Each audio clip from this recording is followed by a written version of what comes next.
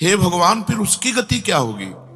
आपने तो स्पष्ट कह दिया कि जिसका मन वश में नहीं, जिसकी इंद्रियां वश में नहीं, उसके लिए योग प्राप्त होना कठिन, अर्थात भगवत प्राप्ति होना कठिन है। जो तत्परता पूर्वक संयमित होकर अपने मन को वश में कर ले, वो सुख पूर्वक भगवत प्राप्ति कर सकता है। पर उस साधक की क्या गति होगी जिसका मन, बुद्धि, चित्त, अहंकार ये वश में नहीं है, और वो साधना करता है, नाम जप करता है, सत्संग करता है, स्वाध्याय करता है, पर इंद्रिय विजयी नहीं है, मन विजयी नहीं है। अंतिम समय उसकी भगवत स्थिति नहीं रहेगी, क्योंकि वो मन विजयी नहीं है। विषयाशक्ति है, असावधानी है, अंतकाल में मन परमात्मा में नहीं लगा, विचलित हो गया, साधन से हट गया, परमात्मा की प्राप्ति नहीं हुई। तो हे कृष्ण, कृष्ण सबको आकर्षित करने वाले, हे भगवान, आप ही जान सकते हो, इस प्रश्न का उत्तर आप ही दे सकते हो कि उसकी क्या गति होगी। तात्पर्य है कि वो नरक तो जाएगा नहीं, क्योंकि नाम जप करता है। थोड़ा भी नाम जप करता है तो नरक नहीं जाएगा, थोड़ी भी भक्ति करता है तो नरक नहीं जाएगा। अजामिल के प्रसंग में यमराज जी ने अपने दूतों को आदेश किया था कि यदि कोई भी नारायण कृष्ण हरि बोलता है, गले में कंठी बांधे, वैष्णव है, भगवान का दास है, भूल करके मत जाना, तो नरक तो जाएगा नहीं, क्योंकि साधन करता है, नाम जप करता है, पाठ करता है, पर जितेंद्रीय नहीं है, मनोनिग्रही नहीं, इसलिए भगवत प्राप्ति तो होगी नहीं, ये भगवान कह रहे हैं। पर नरक तो जाएगा नहीं, क्योंकि नाम जप करता है, और स्वर्ग की इच्छा नहीं, इसलिए स्वर्ग नहीं जाएगा, और मोक्ष इसलिए नहीं हुआ कि वो मन इंद्रियों को बस में नहीं किया। तो उसकी गति क्या होगी? काम गतिम कृष्ण गच्छति, वो किस गति को प्राप्त होगा? कश्चिन्नो भय विभ्रष्टस् छिन्ना भ्रमिव नश्यति, अप्रतिष्ठो महाबाहो विमूढ़ो ब्रह्मणा पथि। हे महाबाहो, हे अजान बाहु, संसार के आश्रय से तो रहित है और परमात्मा के मार्ग में भ्रष्ट हो गया है, परमात्मा को प्राप्त नहीं कर पाया और संसार के मार्ग को छोड़ दिया है, दोनों ओर से भ्रष्ट हुआ। उसकी क्या गति होगी? कहीं वो किसी बादलों की तरह छिन्न भिन्न नष्ट तो नहीं हो जाएगा? दोनों ओर से भ्रष्ट हुआ, अर्थात संसार मिला नहीं, परमार्थ में भगवान मिले नहीं, तो उसका समय जो परमार्थ में गया, जो भजन साधन में गया, वो सब बेकार हो गया, क्योंकि आपकी तो प्राप्ति हुई नहीं। एतन्मे संशयम कृष्ण छेतुर्मर्हस्य शेषतः, त्वदन्या संशयस्यास्य छेता नाहुपपद्यते। हे कृष्ण, मेरे इस संदेह को सर्वथा छेदन करने के लिए आप ही समर्थ हैं, क्योंकि किसकी क्या गति होगी इसका निर्णय तो सिर्फ भगवान कर सकते हैं। इस संशय का छेदन करने के लिए आपके सिवाय इस सृष्टि में दूसरा कोई नहीं हो सकता, इसलिए आप का गति कृष्ण, उसकी क्या गति होगी? भगवान बोल रहे हैं, बहुत सुंदर। पार्थ नैवेह नामुत्र विनाशस्तस्य विद्यते, नहि कल्याण कृत कश्चित् दुर्गतिम तात गच्छति। पहली बात है कि उसकी दुर्गति नहीं होगी, ये तो बस पक्की मान लो। वो नरक नहीं जाएगा, वो स्वर्ग नहीं जाएगा, मोक्ष नहीं होगा, लेकिन उनकी दुर्गति भी नहीं होगी। ऐसा नहीं है कि वो दुर्गति को प्राप्त हो जाए। जिसको अंत काल में भगवान का स्मरण नहीं होता, उसका कहीं पतन तो नहीं हो जाता? अर्जुन का पूछना था। इस बात को लेकर के बहुत व्याकुलता थी कि बेचारा साधन कर रहा है, इंद्रियां बस में नहीं, मन में बस में नहीं, तो अंत समय भगवान का स्मरण नहीं होगा तो उसकी दुर्गति हो जाएगी। तो भगवान कह रहे पार्थ नैवेह नामुत्र विनाशस्तस्य विद्यते। हे पृथानंदन, सच्चे हृदय से जुड़ा था भगवान, जुड़ना देखते, राहत न प्रभु चित चूक किए की, करत सुरत सहबार ही की। भगवान उसकी क्रियाओं को नहीं देखते, उसके चित्त को देखा, हृदय की बात देखी। वो भगवान से जुड़ना चाहता है, वो भगवान को प्यार करना चाहता है, वो भगवान से मिलना चाहता है, पर इंद्रियां वश में ना होने के कारण, मन वश में ना होने के कारण बार बार वो विषयों में फिसल जाता है, बार बार भोगों में पतित हो जाता है। तो भगवान उसका पतित होना नहीं देखते, भगवान उसका चित्त से जुड़ना देखते हैं। रहत न प्रभु चित्त चूक किए की, करत सुरत सरबार हिए की। हृदय की बात देखते, सच्चे हृदय से भगवान में जुड़ना चाहता था। अब उसका पतन नहीं हो सकता, मरने के बाद भी पतन नहीं हो सकता। जितनी उसकी स्थिति भजन में बन गई है, उसके नीचे वो गिर ही नहीं सकता। बहुत बढ़िया बात है। हमारा अगर 100 नाम जप हो गया है तो 101 से चलेगा अगले जन्म में, 99 से नहीं चलेगा। जिसकी जितनी भजन में स्थिति हो गई है, उससे नीचे वो नहीं गिर सकता। देखो, पहली बात तो दुर्गति हो नहीं सकती, नरक जाना नहीं है, स्वर्ग जाना नहीं है, दुर्गति होनी नहीं है। आगे भगवान बताएंगे उसकी गति क्या होगी। उसकी साधना जितनी है वो कभी नष्ट नहीं हो सकती। चाहे जितना बड़ा पाप बन जाए, उस पाप का उसे दंड भोगना पड़ेगा, लेकिन उसकी साधना नष्ट नहीं होगी। ये इस मार्ग का बहुत बड़ा सपोर्ट है कि मानो हम दिन भर भजन किया, हमसे शाम के गलती हो गई तो बोले दिन भर का भजन नष्ट हो गया। नहीं, आपका भजन दिन भर का वो है, और जो आपकी गलती हुई वो अलग है।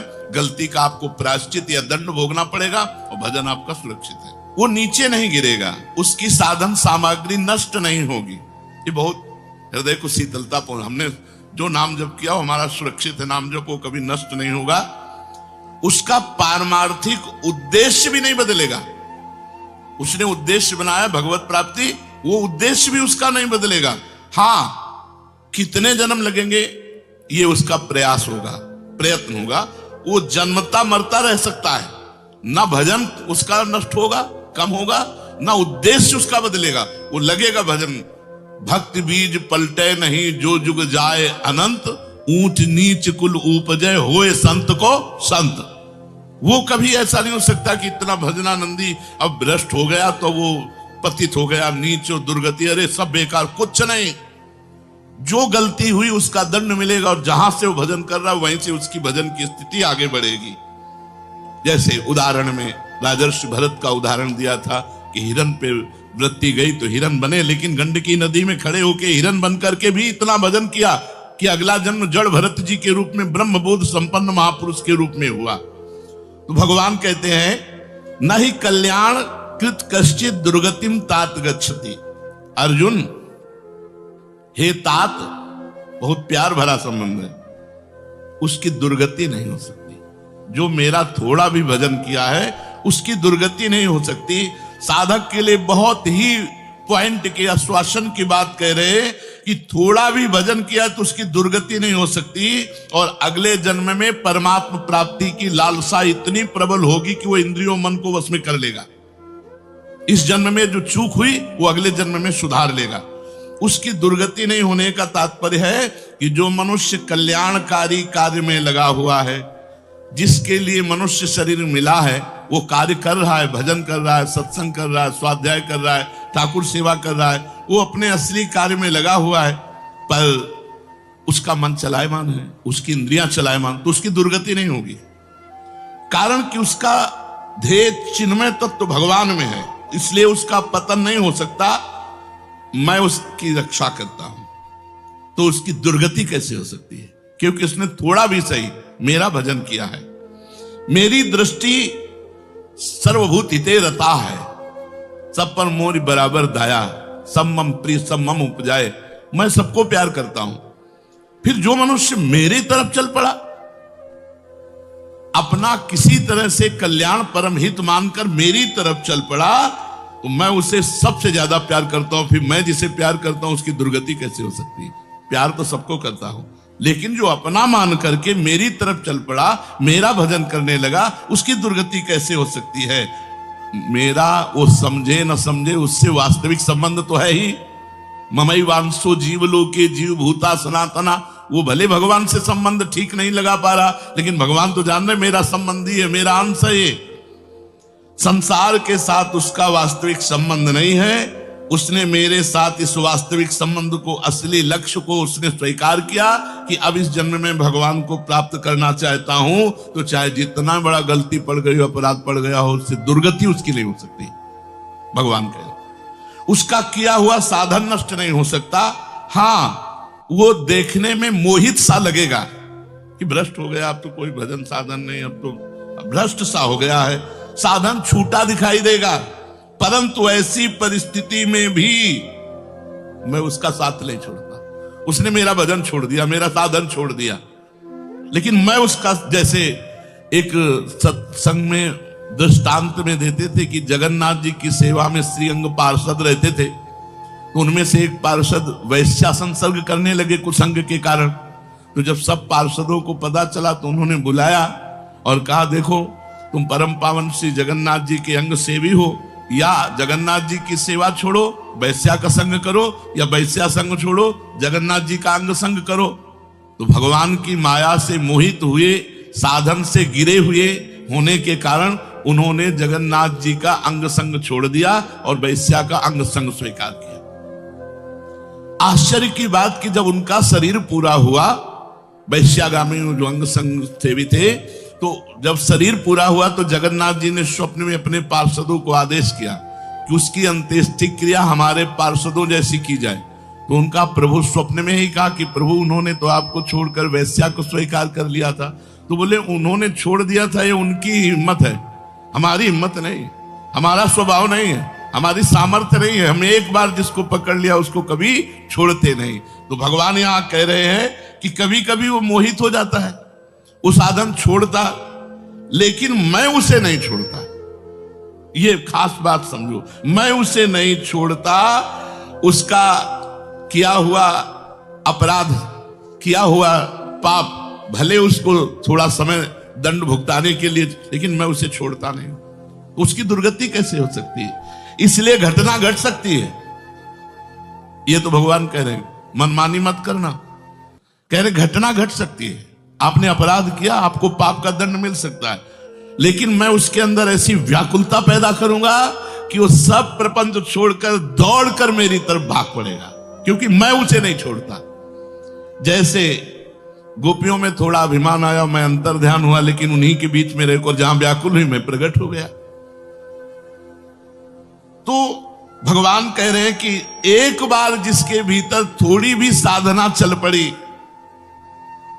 थोड़े भी संस्कार भक्ति के पड़ गए, नाम जप करना, वाणी पाठ करना, थोड़ा भी भगवत्कार, कर्म चैव तदर्थीयम सदित्येवाभिधीयते, तो उसका कभी पतन नहीं हो सकता, जो संस्कार पड़ गया भक्ति का, क्योंकि सत वस्तु का कभी अभाव नहीं होता।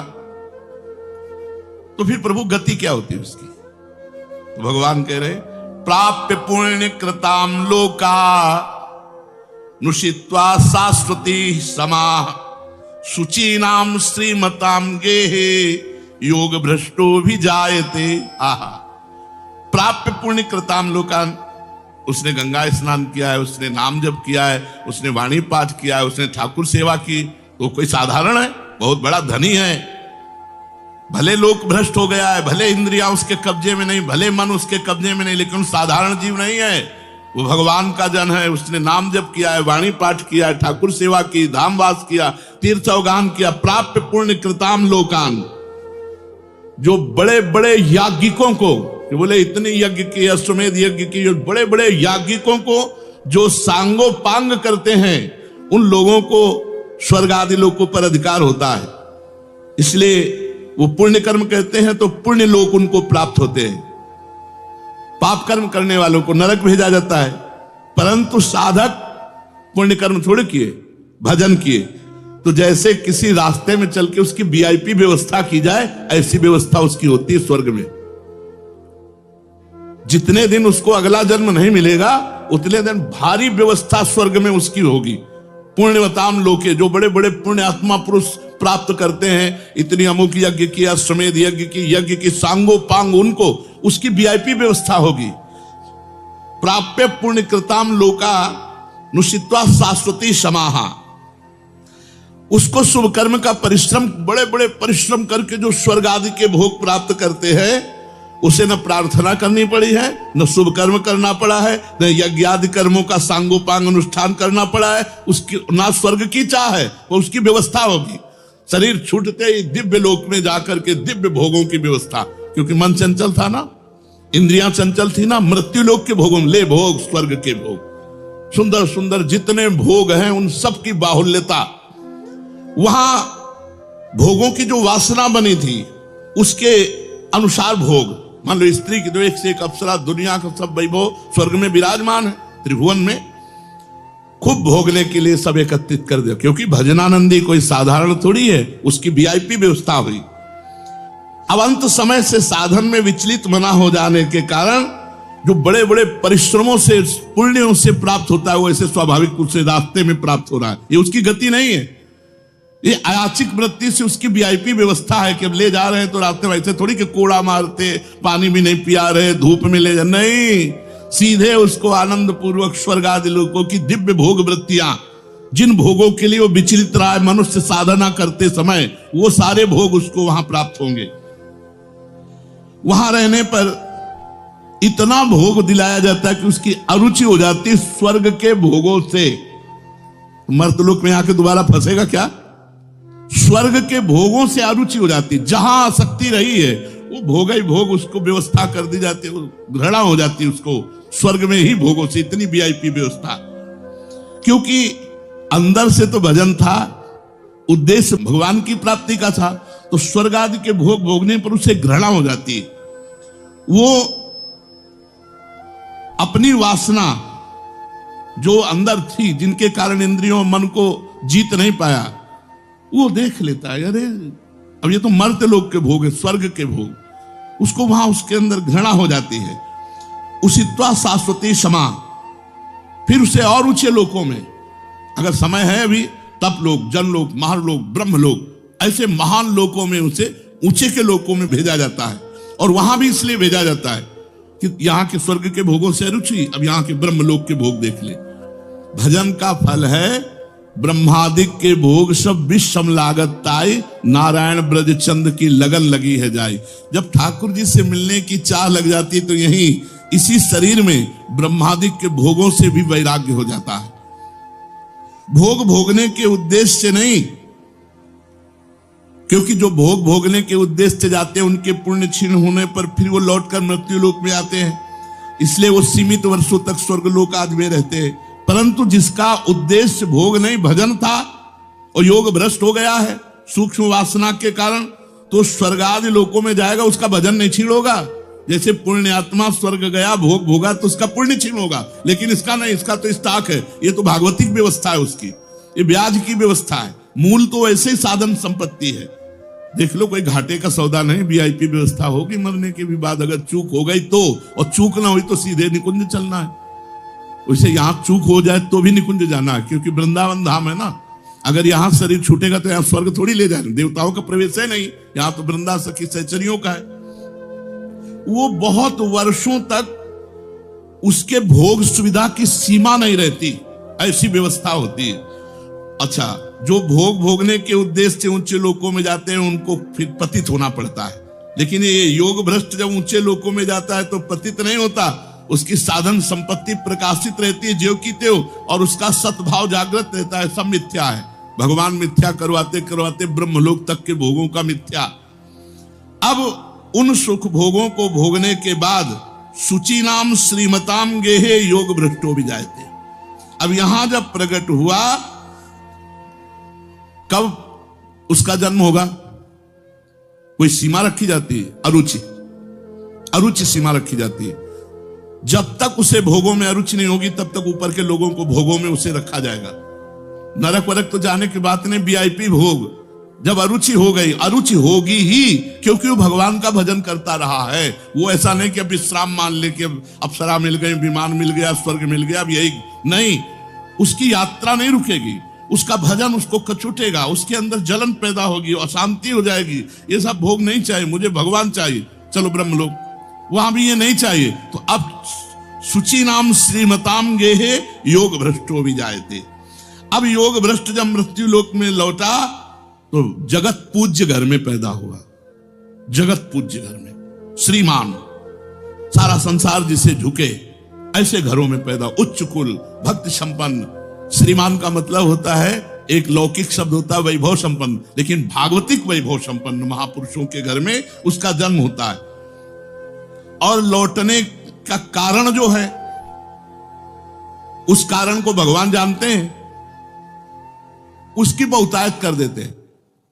स्वर्ग भोगा, ब्रह्मलोक के भोग भोगे, और यहां सारे भोग उसके दे दे, ये ले, अरे भगवान का दास है कोई और, ये ले। ऐसे घर में पैदा किया। अब उसकी जो साधन संपत्ति उसको खोल देते हैं, अभी तक बंद रखा, हानि नहीं हो सकती। अब जो ही जन्म हुआ, जैसे अपने लोग अब जो ही स्कूल जाते हैं, स्कूल से पढ़ के आते, लगता है माँ नहीं टिकेगी, पिता नहीं टिकेंगे, सब मरेंगे, तो मेरा साथी कौन है, मेरे जीवन का लक्ष्य क्या है, क्या यही उद्देश्य है। बस बैठ जाते एकांत में, और संत जन आते थे, वो श्री राम जय राम जय जय राम, श्री राम जय, कीर्तन कराते थे तो वही याद था, श्री राम जय राम जय जय राम, श्री राम जय राम जय जय राम। बस नाम जप करना निश्चय हो गया। 13 वर्ष के उसको भागो। ये देखो, उत्तम कुल ब्राह्मण के घर में, और पूरे साधु महात्माओं का सानिध्य, और पिता पूरे स्वयं महात्मा, नंगे पैर हल जोतते, बड़ी कठिन परिश्रम के द्वारा वो उदर पोषण करते। और संत महात्मा 8-8, 10-10 संत महात्मा दरवाजे पर। बच्चापन से ही क्या बन, अब मुझे संसार से भाग, किसी ने हमें सिखाया नहीं, भागो संसार से और भगवान की प्राप्ति करो। तो मनुष्य जन्म में जे ही जन्म लिया, से साधन संपत्ति खोल दी गई। अब वो साधन में एकदम चिपक गया, क्योंकि पीछे जहां चूक हुई थी, वो ऊपर से नीचे तक सब समुदाय भोगों का देख लिया। अब उसका अंतःकरण साधना से परिपूर्ण होने लगा। वो जो अंकित संस्कार भोगों के थे, वो अरुचि पैदा हो गई। योग भ्रष्ट अज्ञात रूप से पुनः ऐसी साधना में लग गया जिसमें किंचन मात्र भी इंद्रिय और मन का मनोरंजन नहीं, पूर्ण इंद्रिय विजेता, पूर्ण मन को संयम में करके। अब वो ऐसी योग भ्रष्ट जो पुरुष था, श्रीमानों के घर में जन्म लेकर के, वो भोगों में फंसेगा नहीं, पुनः भजन में बड़ी तेजी से चल देगा, और ये उसका आखिरी जन्म होगा। तेजी से भजन करके वो भगवत प्राप्त हो जाएगा। तो अर्जुन जी ने पूछा था कि फिर क्या उसका पतन हो जाएगा? जो भगवान का भजन करता, भगवत प्राप्ति नहीं कर पाया, मन वश में नहीं हुआ, इंद्रिया वश में नहीं हुई, तो भगवान ने उत्तर दिया, वो ऊंचे के लोकों में जाकर खूब सुख भोग, जिन भोगों के लिए लालायित रहा था, वो सब भोग मिलेंगे, और अंत में श्रीमान के घर में, कुलवानों के घर में जन्म लेकर भक्ति का ऐसा वातावरण मिलेगा कि जन्म से ही भगवान के भजन में लगकर वो इस जन्म में भगवान को प्राप्त कर लेगा। शेष चर्चा आगे से। दोस्तों, बहुत समय से आप लोगों के प्रश्न आ रहे हैं कि मुख्य द्वार पर जल छिड़कने का सही समय क्या होता है और सही विधि क्या होती है, किस समय हमें जल छिड़कना चाहिए, और क्या मुख्य द्वार पर जल छिड़कने के लिए स्नान करना आवश्यक है या बिना स्नान किए भी मुख्य द्वार पर जल का छिड़काव किया जा सकता है। झाड़ू लगाने से पहले या फिर झाड़ू लगाने के बाद जल छिड़कना चाहिए। और एक और प्रश्न आया है कि क्या पीरियड्स में हम अपने घर के मुख्य द्वार पर जल का छिड़काव कर सकते हैं या मुख्य द्वार पर दीपदान कर सकते हैं।